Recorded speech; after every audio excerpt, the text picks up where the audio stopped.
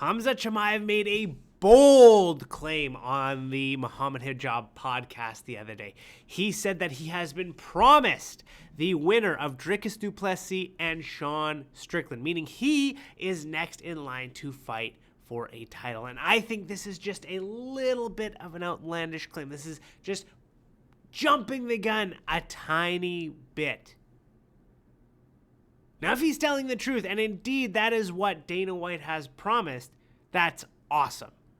But I think there might be a little bit more at stake here than meets the eye, and I think there could be something that throws a complete wrench in this entire thing. What's up, everybody? Welcome back to Ultimate Punching, the Ultimate MMA channel. Thank you so much for stopping by. Before I get started on the video, if you wouldn't mind doing me a favor, hit that like button and hit the subscribe button. It helps with the YouTube algorithm and it helps me grow the channel. I appreciate each and every one of you. So first of all, I want to call out something here. MMA fans, we need to stop doing this. We need to stop basically calling for one thing, and then when it doesn't happen exactly the way that we anticipate it playing out, moving the goalpost. It makes us look like a bunch of amateurs. It makes us look like people with absolutely no brain cells, no logical consistency among us. And let me tell you exactly what I'm talking about. So when Khamzat Chimaev stepped up to fight Paulo Costa back at UFC 294, you remember, it was supposed to be at UFC 294. The MMA community at large, and I believe even Dana White, was saying that this is a #1 contenders match, that the winner of this match would then fight for a title next. What happens? Paulo Costa pulls out. Kamaru Usman steps up on a few days' notice. He still gets the unanimous decision win over Kamaru Usman. But now, because of the fact that Kamaru Usman isn't an official middleweight, this is no longer a #1 contenders match. They're just fighting for fun and money. They're getting paid a little bit. Everybody after that fight was like, you know what? He's not a #1 contender. He should have to fight an actual middleweight. This. I do not agree. I think he kept up his end of the bargain. He showed up to the day. He made the weight. He was ready and willing to fight Paulo Costa. Paulo Costa pulled out like he always pulls out. He fought Kamaru Usman at 185 pounds. Nobody else stepped up and volunteered. I agree with Chael Sonnen's point on this. Go look back to when he made this point. None of them stepped up and volunteered to fight Chimaev. Therefore, he beat every single middleweight in the division because of their lack of willingness to accept that challenge. So I don't want to hear any of this nonsense. It's like, oh, this is the biggest joke. He's the most undeserving, whatever the case may be. No. He showed up and he was supposed to fight Paulo Costa. Had he lost that, sure, I'd agree with you. But he won. He beat the guy who was Paulo Costa's replacement, the former welterweight king, Kamaru Usman. Just because the outcome isn't what you like doesn't mean it should change what was promised to the guy. Now that I've said that, I think what was promised to the guy is going to change. It could change.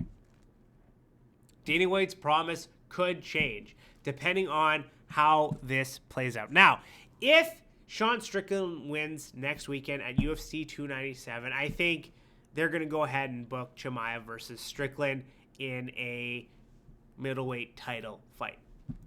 And I have no problem with that. But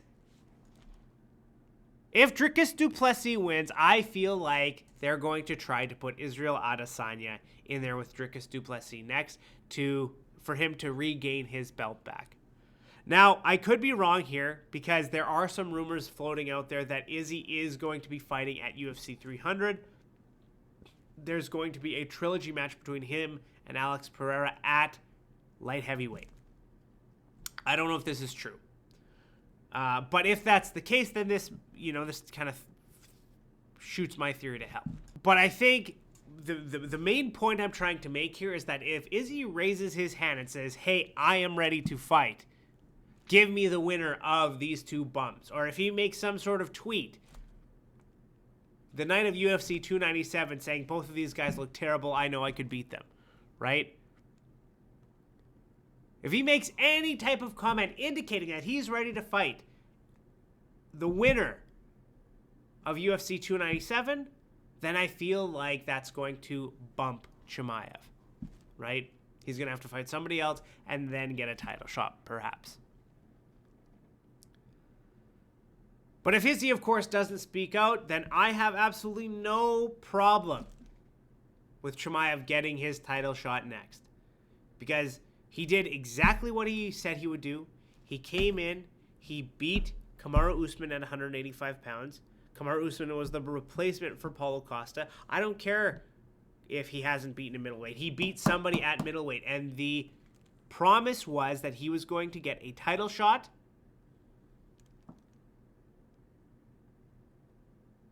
after he won. So as the MMA community, we can't keep doing this, right? Just because somebody doesn't win in as dominant of a fashion as we thought, right? Just because he almost lost. He didn't lose, but he almost lost to Usman, which I don't, again, like, I'd have to rewatch it, but I think maybe Usman won one round, right? And the first round, everybody says is a 10-8. So this whole situation, it boggles my mind when the MMA community, what we do is we look at a situation and we say, okay, you know, all he has to do is beat Gilbert Burns. And then if he beats, I'm talking about Bilal Muhammad, by the way. If Bilal Muhammad beats Gilbert Burns, then he's next in line for a title, right? But now because Bilal Muhammad wasn't exciting enough during that Burns fight, we're like, you know what, let's put Shavkat in there. Or let's get GSP to come back. Or let's, you know, anything we can do to make it so that Bilal doesn't get his shot. It's just not fair. Like, if we're people that are at all ethical, right? Our words matter. And when we say that someone is next if they complete this series of tasks, if we want the sport to grow to a level of like the NBA, the NFL, anything like that, when a set of requirements are fulfilled, then you are next in line for a title. It can't just be this sort of, okay, but what makes the most money, right? That has to be in the conversation, but it can't be the entire picture. It has to be about building the legitimacy of the sport. So MMA fans, you guys need to shut up sometimes and stop being idiots when the outcome isn't exactly how you dreamed it would be. Chimaev should be next, but I don't think that's going to happen if Izzy raises his hand and says, hey, I want to fight the winner of UFC 297. I want to fight either Strickland or Du Plessis. Let me know what you think in the comments. Do you think Chimaev should be next? Do you think he deserves it? Do you think Izzy could put a wrench in this entire thing? Let me know in the comments. Thanks for watching.